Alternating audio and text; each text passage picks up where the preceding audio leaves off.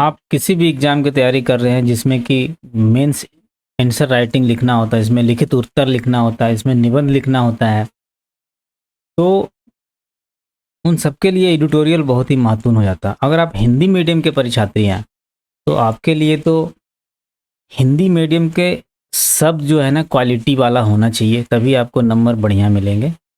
तो इस सब चीज़ों को सॉल्व करने के लिए मैंने एक एडिटोरियल का सेशन की शुरुआत की है, जिसमें कि हम 4-5 टॉपिक लेंगे और मेन जो न्यूज़पेपर में दिया गया है, वेरियस न्यूज़पेपर से हम लेंगे, उसमें से कुछ-कुछ एडिटोरियल को लेंगे और उसमें से हम जो हूबहू जो भी एडिटोरियल है, उसको पढ़ेंगे। उसमें से हम शून्य से शुरुआत कर रहे हैं।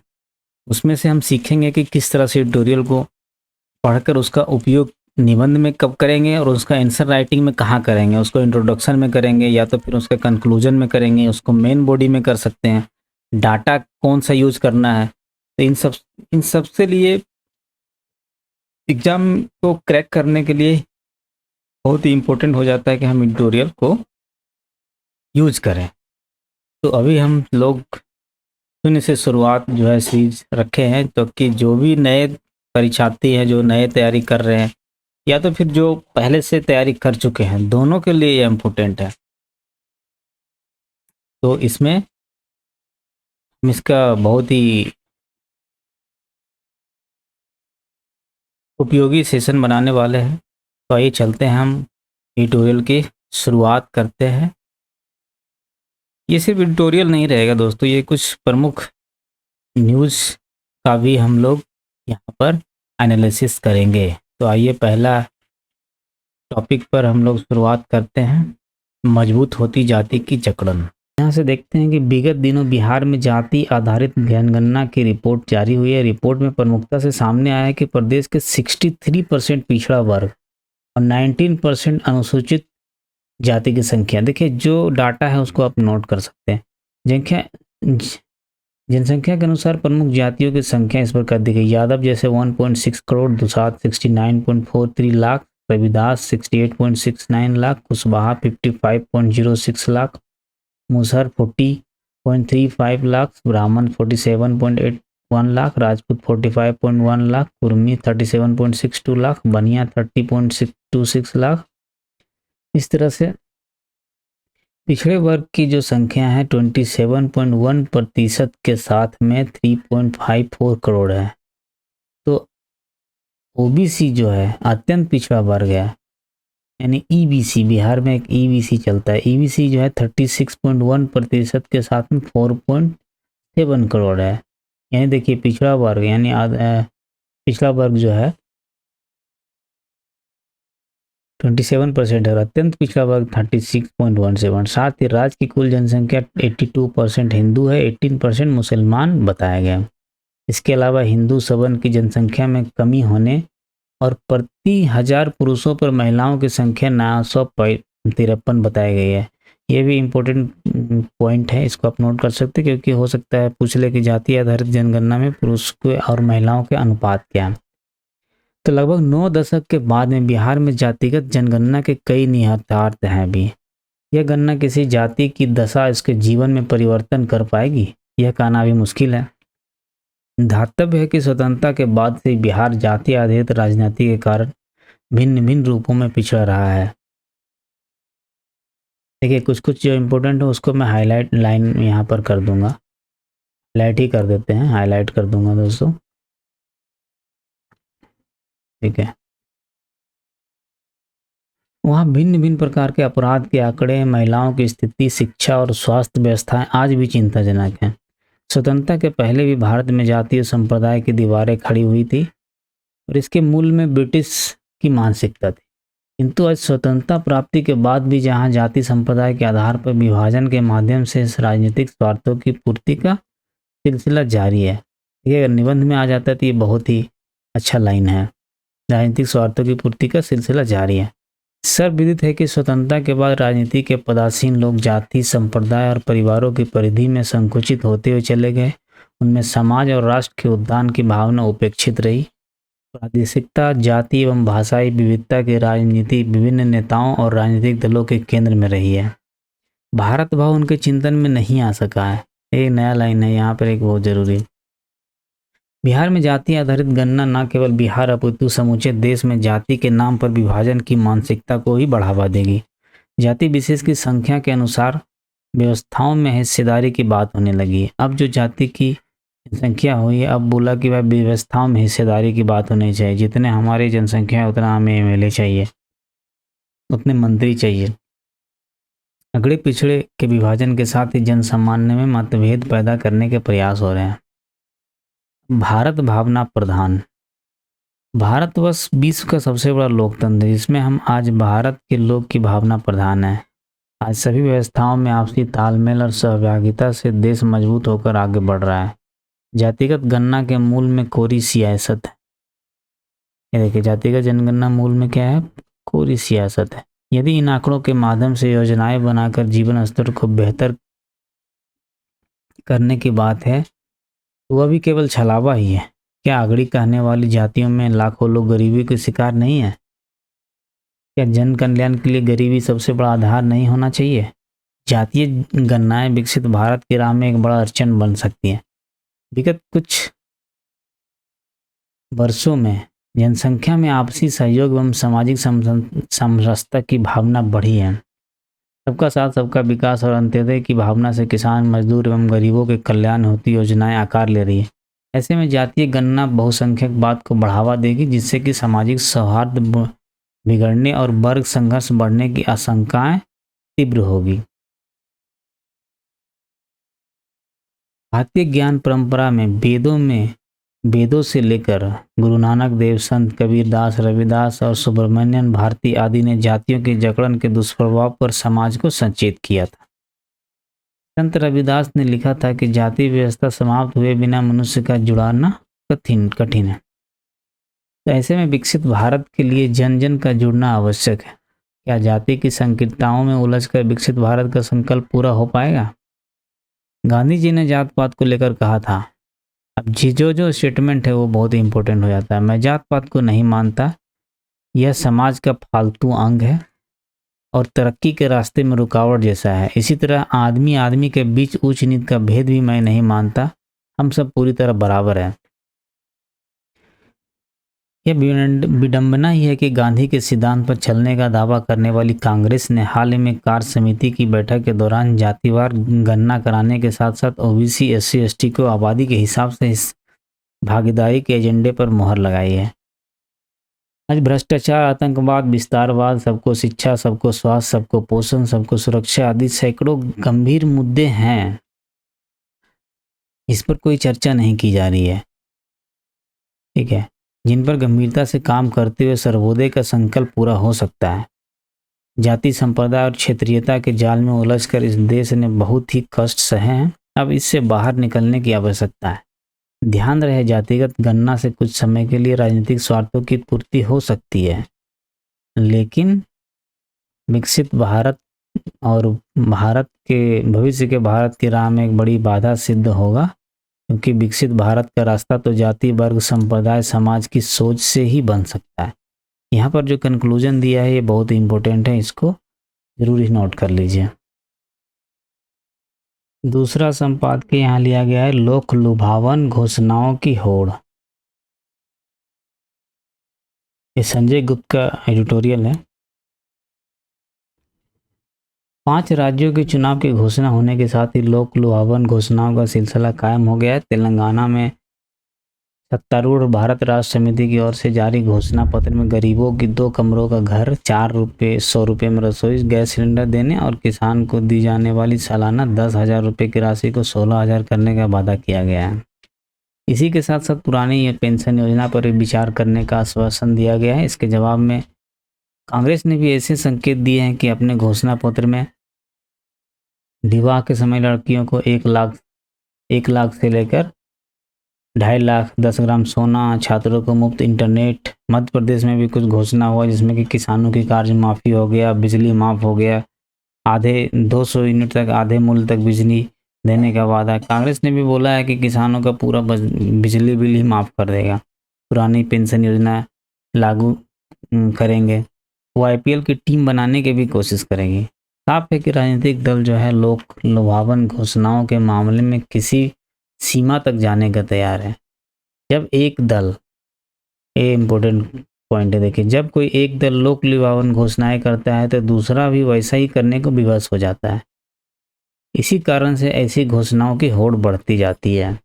यानी इसका जो उद्देश्य है हेडिंग का यहाँ पर इन्होंने इनिशिएट कर दिया है। चुनाव के पहले लोक लुभावन घोषणाएं करना कोई नई बात नहीं है, लेकिन अब ऐसी घोषणाएं ज़्यादा हो रही है। इसका कारण है कि कुछ दल ऐसी घोषणा करके सत्ता में आने में सफल रहे हैं। अब सभी दलों को लगने लगा है कि मुफ्त बिजली, पानी, मोबाइल, लैपटॉप, साइकिल, स्कूटी घोषणाएं दे दो, उसके बाद चुनाव जीत सकते हैं। प्रधानमंत्री मोदी लोक लुभावन घोषणाओं को रेवड़ी संस्कृति बताते हुए कह चुके हैं कि इस संस्कृति के चलते देश का आर्थिक ढांचा चरमरा सकता है। लेकिन कई दल इस संस्कृति का बचाव कर रहे हैं। वे यह भी कहते हैं खुद भाजपा तो भी लोक लुभावन घोषणाएं करती है। रेवड़ी संस्कृति इसलिए फल फूल रही है क्योंकि जो योजना किसी के लिए रेवड़ी है वही किसी अन्य के लिए जन कल्याण। राजनीतिक दल यह समझने को तैयार नहीं है कि कौन सी योजना लोगों को आत्मनिर्भर बनाती है और कौन उन्हें अपने पैरों पर खड़ा करने से रोकती है। निसंदेह कई योजना ऐसे होती है जो निर्धन तबके को आत्मनिर्भर बनाने के साथ उसके जीवन को सुगम बनाती है। ऐसी कई योजनाएं मोदी सरकार भी चला रही है, जैसे कि रसोई गैस, बिजली, शौचालय, आवास प्रदान करने वाली सामाजिक विकास की अनेक योजनाओं की विशेषता यह है कि उनका क्रियान्वयन प्रभावी ढंग से किया गया। कुछ राज्य सरकारें ने भी अपनी योजनाओं को प्रभावी ढंग से लागू कर लोगों को जीवन सुगम बनाया है। सामाजिक उत्थान की योजनाएं न केवल ऐसी होनी चाहिए जो लोगों को आर्थिक रूप से सक्षम बनाए, बल्कि वे आर्थिक नियमों के अनुकूल होने चाहिए।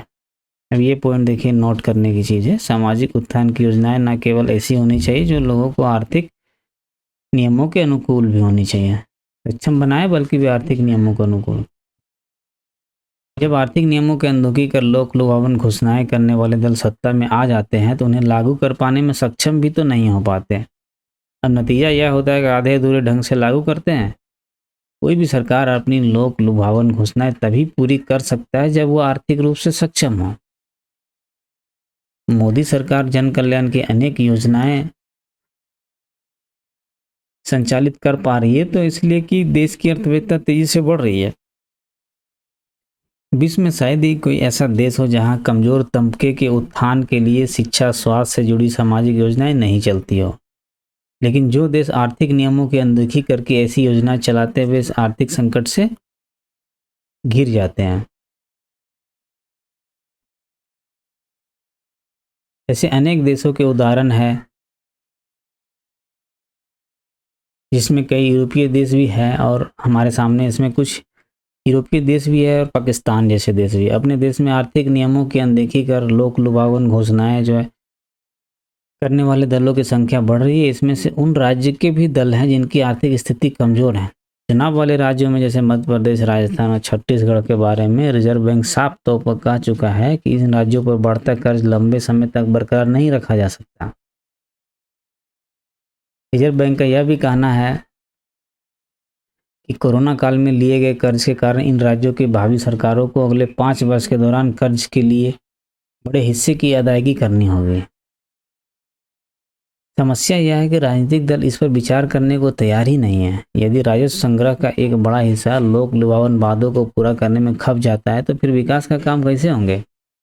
इस प्रश्न पर विपक्षी दल कुछ ज़्यादा ही अनदेखी कर रही है। इसका एक कारण उसका वामपंथी विचारधारा से ग्रस्त हो जाना है। वह किसानों की कर्ज माफी पर उसके बात पर जोर दे रही है कि ऐसी योजनाओं से किसानों का भला नहीं हुआ है। रेवड़ी संस्कृति को लेकर सुप्रीम कोर्ट से लेकर रिजर्व बैंक तक अपनी चिंता जता चुके हैं, लेकिन राजनीतिक दल बेपरवाह होकर लोक लुभावन घोषणाएं करके एक तरह से वोट खरीदने का ही काम कर रहे हैं। इसको तभी रोका जा सकता है जब सभी दलों मिलकर इस कोई आम सहमति बने कि देश के किस हिस्से में सामाजिक उत्थान की कोई योजनाएं संचालित करने की जरूरत है। इस सहमति को आचार संहिता के हिस्सा बनाने के साथ साथ संसद से स्वीकृति भी ली जानी चाहिए। अब यहाँ पर जो इम्पोर्टेंट है कि यह कंक्लूजन की तरफ आ रहे हैं कि आखिर रेवड़ी संस्कृति को कैसे ख़त्म किया जा सकता है। तो यह कंक्लूजन बहुत ही इम्पोर्टेंट हो जाता है। यह भी हो सकता है कि राजनीतिक दलों के लिए अनिवार्य किया जाए कि वे अपने लोक लुभावन घोषणा पत्र जारी करने से पहले रिजर्व बैंक और चुनाव आयोग की स्वीकृति हासिल कर लें, ताकि यह परखा जा सके कि संबंधित राज्य की आर्थिक स्थिति लोक लुभावन चुनावी वादों को सहन करने की स्थिति में है या नहीं है।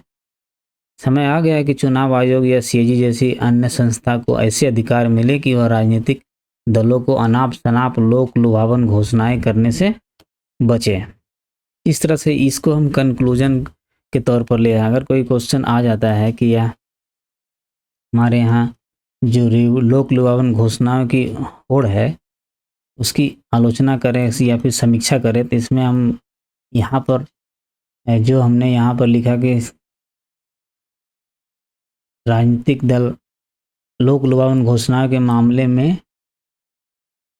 किसी सीमा तक जाने को तैयार है, तो यहाँ इसको हम इंट्रोडक्शन में लिख सकते हैं और इसका कंक्लूजन हम यहाँ पर बहुत अच्छे से दे सकते हैं। इन्होंने बहुत ही अच्छा कंक्लूजन लिखा है जो कि आप इसको नोट कर सकते हैं अंतिम में। तो इससे नेक्स्ट चलते हैं नेक्स्ट एडिटोरियल पर। अब साइंस का एक टॉपिक है ब्रह्मांडीय रेडियो तरंगों का रहस्य। खगोल विज्ञानी रेडियो तरंगों के एक विशेष रूप से उज्ज्वल चमक से बहुत ही रोमांचक है, जो 8 अरब वर्ष से अधिक समय से ब्रह्मांड में यात्रा कर रही है। भौतिकी के सिद्धांतों का उपयोग इस चमक को समझना बहुत मुश्किल साबित हो रहा है। कुछ ही मिली सेकेंड के लिए प्रकट होने वाली प्रकाश की इस तीव्र चमक को, देखिए ये इंपॉर्टेंट है, कुछ ही मिली सेकेंड यानी कि 1 मिली सेकेंड के लिए चमकता है, उसको क्या बोलते हैं, फास्ट रेडियो बर्स्ट भी कहा जा रहा है, यानी FRB। अब रिसर्चर ने एक अंतर्राष्ट्रीय टीम ने ऑस्ट्रेलिया में तैनात पाथफाइंडर टेलीस्कोप का प्रयोग करके देखा कि इस तेज को चमक को देखा है। यह घटना क्यों खास है? देखिए, इस रेडियो तरंग ने अधिकांश FRB की तुलना में न केवल काफ़ी दूर तक यात्रा की है, बल्कि यह अविश्वसनीय रूप से अत्यंत ऊर्जावान भी है। 2007 में FRB की खोज हुई थी, तब से कुछ दर्जन FRB देखे गए हैं। खगोल विज्ञानी के लिए रेडियो तरंगे के ये तीव्र मिली सेकेंड लंबे विस्फोट दुर्लभ घटना बन गए हैं। FRB एक बहुत बड़ा खगोलीय रहस्य है। इसके सटीक कारण उत्पत्ति अभी भी अपुष्ट है। रेडियो ऊर्जा के ये तीव्र विस्फोट मानव आंखों के लिए भी अदृश्य है, लेकिन रेडियो दूरबीन पर चमकते हुए दिखाई देते हैं। ये विस्फोट अरबों प्रकाश वर्ष की यात्रा कर सकते हैं, लेकिन इसकी चमक जो है ना, आमतौर पर 1 सेकंड के 1000वें हिस्से तक ही सीमित रहता है। यह अनुमान लगाया गया है कि यदि हम पूरे आकाश का निरीक्षण कर लें तो प्रतिदिन 10,000 FRB हो सकते हैं। अधिकांश FRB एक बार की घटना प्रतीत होती है, लेकिन कुछ बार बार भी घटते रहते हैं। अब बार बार होने वाले विस्फोट भूकंप के बाद आने वाले झटकों की याद दिलाते हैं। देखिए, टोक्यो यूनिवर्सिटी के में जो रिसर्च आया है, FRB और भूकंप के बीच कुछ समानता पाया गया है। ये सब कुछ इंपॉर्टेंट क्वेश्चन होता है जो हमें नोट करना होता है। इससे पता चलता है कि FRB न्यूट्रॉन सितारों पर कंपन के कारण हो सकते हैं। अब न्यूट्रॉन तारा क्या है? न्यूट्रॉन तारा एक बहुत कम अर्धव्यास वाला अत्यंत सघन पिंड है। यह उस समय बनता है जब बड़ा तारा ढह जाता है। यह खोज हमें भूकंप, उच्च घनत्व वाले पदार्थ के व्यवहार और परमाणु भौतिकी के विभिन्न पहलुओं को बेहतर ढंग से समझने में मदद करती है। यह अध्ययन है कि न्यूट्रॉन सितारों की सतह पर एक ठोस परत के अस्तित्व का संकेत देता है। इन परतों पर अचानक होने वाले कंपन से भारी मात्रा में ऊर्जा निकलती है, जिसे हम FRB के रूप में देखते हैं। जापानी टीम का इरादा FRB पर नए डाटा का विश्लेषण जारी रखने का है, ताकि यह सत्यापित किया जा सके कि उन्हें जो समानताएं दिखी वे सार्वभौमिक। 8 अरब पुरानी रेडियो तरंग हमें ब्रह्मांड के नदारद पदार्थ पता लगाने में भी मदद कर सकती है। अब नेक्स्ट टॉपिक है स्त्रियों के प्रति सम्मान का भाव। ये नवरात्र का संदेश है दोस्तों। पीयूष त्रिवेदी का लिखा हुआ है, भारतीय सांस्कृतिक परंपरा का अवलोकन करने पर विभिन्न संदर्भों में एक तथ्य समान रूप से स्पष्ट होता है कि हमारे पूर्वजों ने पर्वों और अनुष्ठानों के माध्यम से प्राणी मात्र के कल्याण के अनेक उद्देश्यों को साधने व उनसे संबंधित संदेश देने का प्रयास किया है। भारतीय पर्व कोई रूढ़ परंपरा नहीं है, अपितु इस राष्ट्र और समाज को उसके विभिन्न कर्तव्यों के प्रति समझ कराने वाले जीवन संदेश हैं। नवरात्र भी इस विषय में अब बात नहीं है, वस्तुतः भारतीय संस्कृति सदैव से नारी के सम्मान और सुरक्षा की भावना से पुष्ट रही है। हमारे पौराणिक ग्रंथों में अनेक प्रसंग एवं उदाहरण हैं जिनसे इस कथन की पुष्टि होती है। इस टॉपिक को मैंने इसलिए लिया है क्योंकि जब भी कोई महिलाओं से संबंधित कोई निबंध आएगा तो आप इसमें लिख सकते हैं। अगर उसके सशक्तिकरण से रिलेटेड भी कुछ आता है तो आप इसको लिख सकते हैं। तो जिससे इस कथन की पुष्टि होती है, एक प्रमुख उदाहरण यह है कि हमारे पुराण सृष्टि की आद्योपांत संपूर्ण व्यवस्था का संचालन करने वाले त्रिदेवों की महत्ता का प्रतिपादन करते हैं, परंतु साथ ही यह भी बताते हैं कि अपनी शक्तियों के बिना त्रिदेव कुछ भी करने में असमर्थ हैं। इन्हीं त्रिदेवों की शक्तियां असुरों के विनाश के लिए विभिन्न रूप धारण करती है। उन्हीं रूपों की पूजा का अवसर नवरात्र होता है। शक्ति के उन रूपों की कल्पना कन्याओं में की जाती है क्योंकि भारतीय परंपरा में नारी को देवी माना गया है। इस पृष्ठभूमि के बाद क्या अलग से यह बताने की आवश्यकता रह जाती है कि भारतीय परंपरा में नारी के स्थान और सम्मान को लेकर कैसी दृष्टि रही है। हमारे देश में अनुसुईया और गार्गी जैसी एक से बढ़कर एक तेजस्विनी नारियों की परंपरा रही है। ऐसे में एक प्रश्न यह है कि समाज में आज नारियों के प्रति अपराध क्यों बढ़ रहा है। विचार करें तो यह स्थिति केवल आज के काल की नहीं अपितु हर काल में बहुसंख्यक अच्छे लोगों के बीच कुछ दुष्ट तत्व भी सक्रिय रहते हैं जो नारी को अपना शिकार बनाते हैं। प्राचीन कथाओं में भी ऐसे प्रसंग मिलते हैं कि असुर किस प्रकार स्त्रियों का अपहरण और दुष्कर्म तक करते थे। ऐसे में आज नारी के प्रति अपराध बढ़ रहा है, इसका हर मोर्चे पर प्रतिकार किए जाने की आवश्यकता है। कानूनी कठोरता भले ही इस दिशा में एक ठोस मोर्चा है, परंतु इसकी मदद से पूरी तरह से इस प्रकार के अपराध को रोका नहीं जा सकता। अन्य मोर्चों पर भी काम करने की आवश्यकता है। आज हर नारी को भीतर से देवी दुर्गा बनने की आवश्यकता है, जो सामान्यतः शांत रहती है, किंतु यदि कोई दुष्ट आ जाता है तो उसका विनाश करने में भी सक्षम है। आज उसी प्रकार नारी को आत्मरक्षा के लिए तैयार होना होगा। यह समय देवी दुर्गा को पूजने के साथ साथ उन्हें आत्मसम्मान साथ करने के लिए। शक्ति के अतिरिक्त देवी का एक माँ का रूप भी होता है। इस रूप में नारी अपने संतान में संस्कार के ऐसे बीज आदि रोप सके कि संस्कार का हर प्राणी सम्माननीय है, तो ही स्त्रियों के सम्मान और सुरक्षा से जुड़ी समस्याओं का पूर्ण समाधान हो सकता है। ये अपेक्षाएं स्त्रियों के लिए इसलिए है क्योंकि आज वे शक्ति का प्रतीक है। उनके बिना समाज शक्तिहीन ही है। आज समाज में जो विकृतियां हैं उनका शमन करने के लिए उनके जुटे बिना बात नहीं बनेगी। देश वीरंगनाओं से भरा रहा है। उनकी प्रेरणा और संकल्पों ने परिवार और समाज को समय समय पर ऊर्जा प्रदान की है। वर्तमान की तो उनसे ऐसी अपेक्षा रहे। पुरुष तो वे भी इतना ही संकल्प ले कि नवरात्र में जिस आदर भाव से कन्याओं का पूजन करते हैं वह भाव वर्ष के अन्य दिनों में भी जीवन में मिलने वाली हर स्त्री के प्रति मन में बनाए रखेंगे। स्त्रियां बाकी सब अर्जित करने में समर्थ हैं, पुरुष केवल उन्हें सम्मान दें, इतना ही पर्याप्त होगा। लेखक दिल्ली विश्वविद्यालय में शोधार्थी हैं। अब चलिए नेक्स्ट टॉपिक पर आते हैं दोस्तों। यह है कि ब्रेस्ट कैंसर के बारे में कुछ रिसर्च हुआ है। अब ब्रेस्ट कैंसर क्यों इतना इम्पोर्टेंट है, देखिए इतना खतरनाक है कि 23 लाख ब्रेस्ट कैंसर का पता चला है इस साल। उसमें से अभी तक 6.85 लाख इस बीमारी से जान चली गई उनकी इसी साल। सोच लीजिए 5 साल तक जीवित रहने की दर है, यानी 90% देशों में यह बीमारी है और 66% है भारत में। सोच लीजिए, और 40% है अफ्रीकी देशों में। अब क्या है, यहाँ पर एक इंस्ट्रूमेंट का आविष्कार किया गया है, ठीक है। क्योंकि अगर इसमें क्यों ये इंस्ट्रूमेंट का किया गया है असर, क्योंकि देखिए प्रथम स्टेज में ही कैंसर का पता चल जाएगा तो बढ़ेगी जीवित रहने की दर। अमेरिकन कैंसर सोसाइटी का कहना है कि अगर शुरू में ही ब्रेस्ट कैंसर का पता चल गया तो एक ही जगह पर केंद्रित हो तो 5 साल तक जीवित रहने की दर 90% बढ़ जाएगी।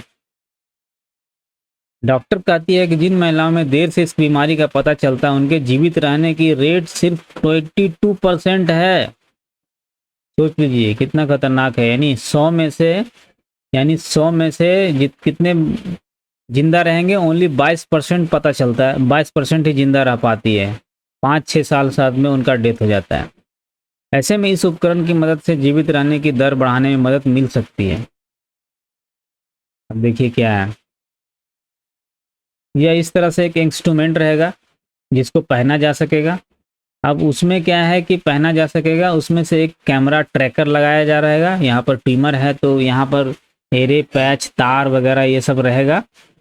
देखिए इसमें मधुमक्खी के आकार के 6 ऐसे खांचे हैं, देखिए मधुमक्खी टाइप का। इसमें एक छोटा सा अल्ट्रासाउंड कैमरा जोड़ा जाएगा। इस कैमरे को अलग अलग खांचों में रखने पर हर तरह से ब्रेस्ट की जांच की जा सकती है। इसके इस्तेमाल से अल्ट्रासाउंड जेल की इस्तेमाल करने की जरूरत नहीं है। कैसे काम करता है, देखिए 0.3 सेंटीमीटर छोटी गांठों का भी पता लगा लेगा। शुरू में बढ़ने वाली गांठों का आकार इतना ही होता है। इसका मतलब है किसी तरह की असामान्यता का पता लगाने में ये बहुत ही सटीक है। 6 साल लगे इस उपकरण में, अभी ट्रायल चल रहा है। इसे अमेरिका में बनाया गया और $1000 यानी कि 83,000 रुपये इसका कीमत होगा।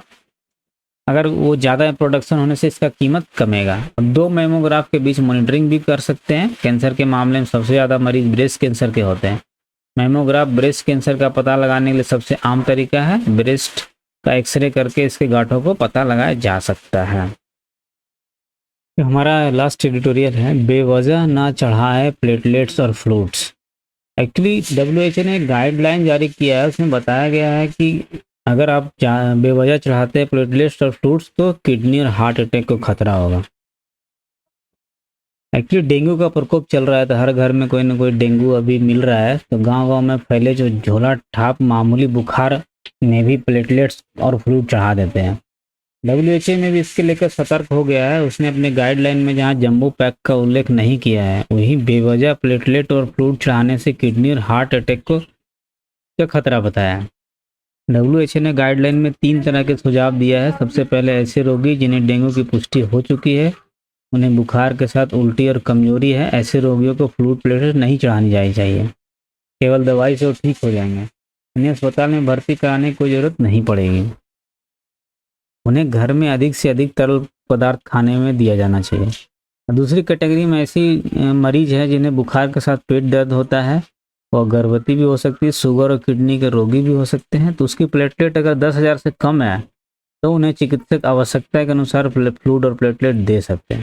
हालांकि मात्रा का निर्धारण चिकित्सक की निगरानी में ही होना होगा। और सांस लेने में दिक्कत और खून की उल्टी होने पर चढ़ाए प्लेटलेट्स। अब थर्ड कैटेगरी में जो है गंभीर रोगी है। इस तरह के डेंगू रोगी को सांस लेने में दिक्कत और खून की उल्टी हो रही है तो उन्हें आवश्यकता पड़ने पर वेंटिलेटर पर रखा जा सकता है, ऑक्सीजन भी दी जा सकती है। इन्हें निर्धारित मात्रा में फ्लूइड और प्लेटलेट्स भी चढ़ाना चाहिए। अब WHO ने जारी किए 10 पेज की विस्तृत गाइडलाइन। जिला शिक्षा अधीक्षक डॉक्टर राजेंद्र कुमार ने बताया कि डेंगू के रोगी का इलाज को लेकर WHO ने 10 पेज की गाइडलाइन जारी की है। इसके साथ साथ सतर्कता बढ़ती जा रही है। बिना वजह का फ्लूइड और प्लेटलेट्स जो है नहीं दिया जाना चाहिए। अभी एक और है, टोंगी ज्वालामुखी विस्फोट ने भारी मात्रा में ओजोन को तेजी से नष्ट किया। अब यहाँ पर एक बस टोंगा ज्वालामुखी जो जगह है ना वह इम्पोर्टेंट है। ये कहाँ है, देखिए प्रशांत और हिंद महासागर के क्षेत्र के ऊपर समतापीय ओजोन में 5% की कमी आ गई। उन्होंने कहा कि अंटार्कटिक ओजोन क्षेत्र सितंबर से नवंबर तक 60% तक ओजोन नष्ट कर देता है। उष्णकटिबंधीय ओजोनों की यह कमी जो है पिछले विस्फोट से अधिक है। ओजोन परत जो है पराबैंगनी किरणों को अवशोषित कर पृथ्वी पर जीवन रक्षा का काम करता है। तो इसके साथ ही अभी आज का एडिटोरियल को ख़त्म करते हैं। आशा करता हूँ कि आपको अच्छा ही लगा होगा। ये बहुत ही इम्पोर्टेंट, जो भी मेंस की तैयारी करेंगे, BPSC मेंस, UPSC मेंस, किसी भी तरह के state PCS, RPSC, UPPSC, MPPSC, उस सब के लिए बहुत ही इम्पोर्टेंट है। तो चलिए मिलते हैं नेक्स्ट एडिटोरियल में। धन्यवाद।